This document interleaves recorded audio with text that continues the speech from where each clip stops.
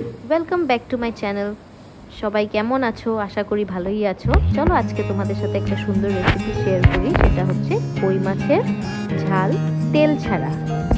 তো এটা তার জন্য আমার কি কি লাগছে চলো দেখে নিই চট করে।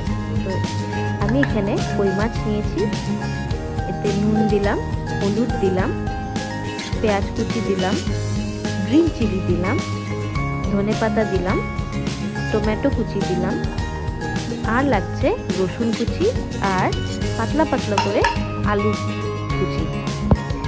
আর এটাতে বেশি কিছু লাগবে না। তো এরপরে আমি এটাকে ভালো করে ম্যারিনেট করে নিচ্ছি। দেখবে ম্যারিনেশনটা যেন ভালো হয়।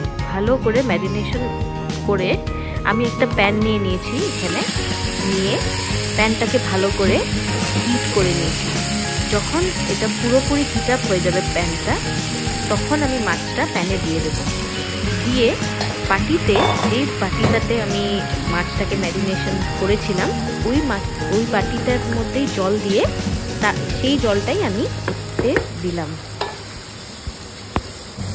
এখন আমি এটাকে ঢাকা দিয়ে দিচ্ছি। বাস, after 20 minutes the dish is ready.